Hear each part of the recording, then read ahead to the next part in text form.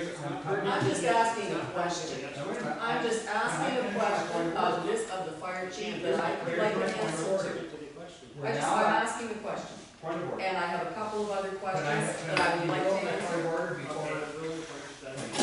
Here's the thing, we have agreed that we are going to purchase this tendered vehicle. The first question I hear is, to the chief, how can we reduce the cost? That is out of order. Council approved this vehicle. My question is, are there any options? I'm simply asking that. This is an advisory board. We know that. I'm asking that question of the chief. But you're going against what council has approved.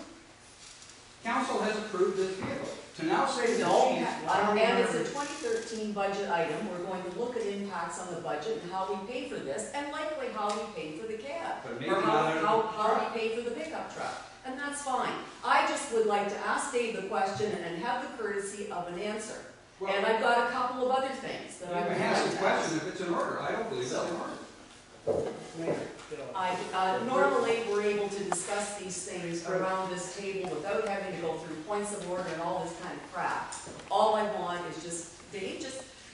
Part of the process when we did this, we built the truck. I have 8 firefighters, total, I don't know, 150 years experience in firefighting. 4 of us have built trucks before.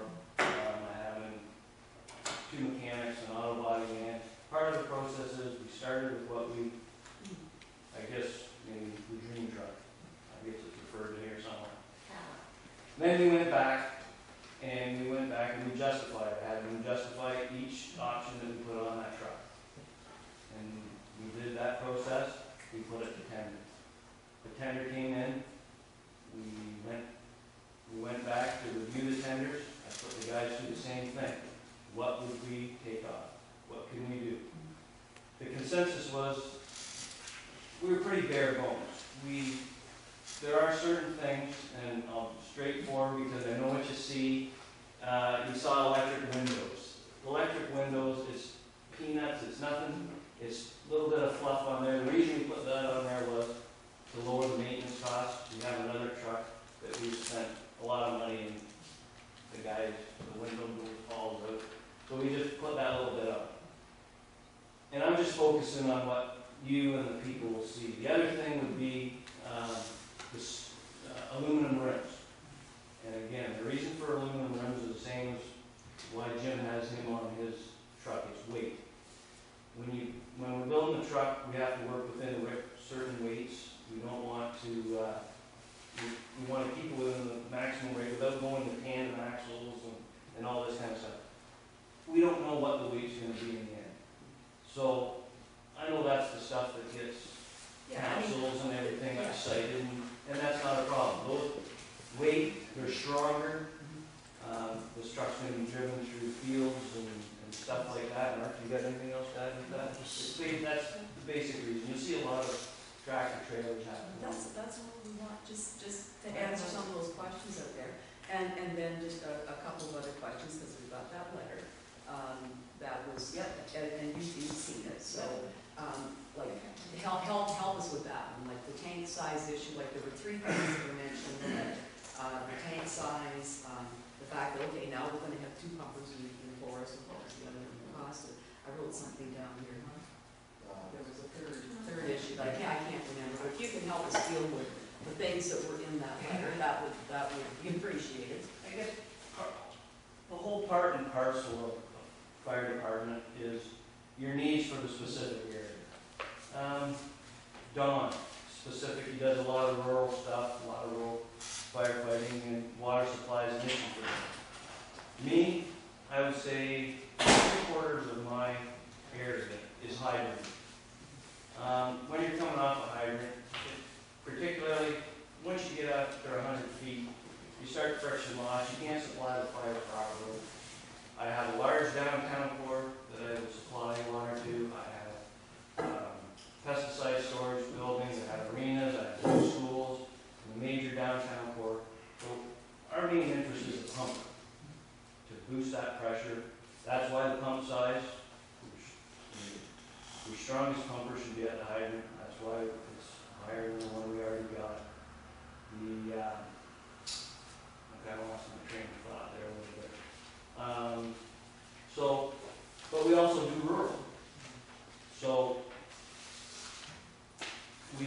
add in the 1,000 gallons, we put a dump on the back, and that gets us going while we're out. We provide rural for, under fire agreement with Clinton, Wyoming, and stuff like that. So we do that. You try to maximize this truck, you try to maximize the amount of, I want to carry the maximum amount of water I can, and still, I'm putting a rescue unit on there, so I'm still putting equipment on there. Once you go over 1,000, your compartment space falls, you can't get there. So that's why, we've always been with 1,000 enforced, it works good for us. It's, you know, the big ones are like I say, we need the gym, we need the Don, we need the Canlackies, but again, this is part of a fire process. We may not have enough pumpers and land stores now. If one goes out of service, where's it coming from? And I think the other, sorry, Sure, no. the So other. now you got on the roll on the. No, that's okay, that's okay. I guess the frustrating thing for me in all of this is, you know, I figure we have a little fire board meeting, it's usually pretty collegial, we can ask one another questions and get answers. I think somehow a mountain has been made out of a molehill on all of this. Normally I'd call you up and ask you, but I thought, well, okay, I'll see you tonight, we're around the table, but of course we have cast of thousands and TV cameras and everything else. That's all I wanted to know. Huh? You were saving 5 pounds a week. Oh, okay. And the other was like the pickup, this letter of complaint was saying, well, it's gonna be close to 70,000. Okay, so what? Is it or isn't it, and what's the deal? In my original proposal, to council,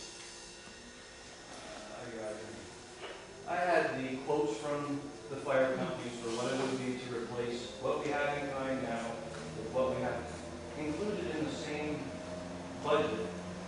I went over to Ron Clark Dodge of Wyoming, just bought their fire truck and had, or their pickup truck, and got their price on their truck.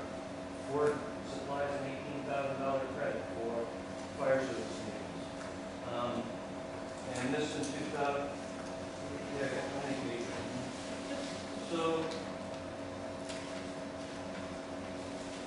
like I said, quote there for those was, their selling price was, in the end, $42,000.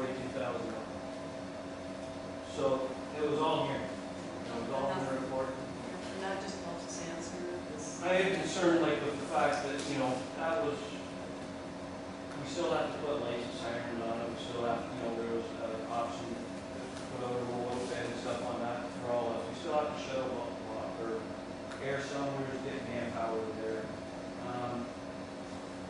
What else? I don't have to have a PZ driver, I can put a young guy in there and shuttle bottles. It's very versatile for us.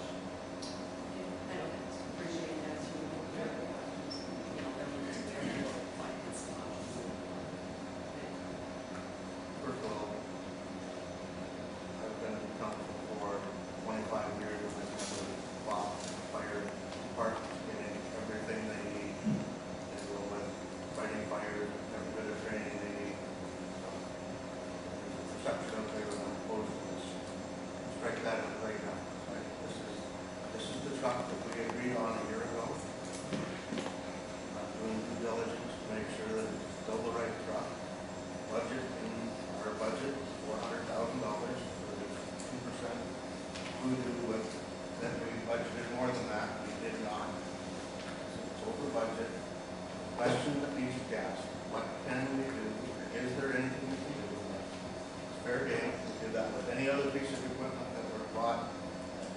Our works department or something comes in over budget, we look at it and say, what can we do? That's all we're asking. Support this truck 100%, nothing we can do. We'll have to look at options, how we're going to finance it. That's the long and short of it. There's been a lot made out of this whole production. And none of it had to be. So, is there anything, I guess Bruce's question was, there's $9,000 to send some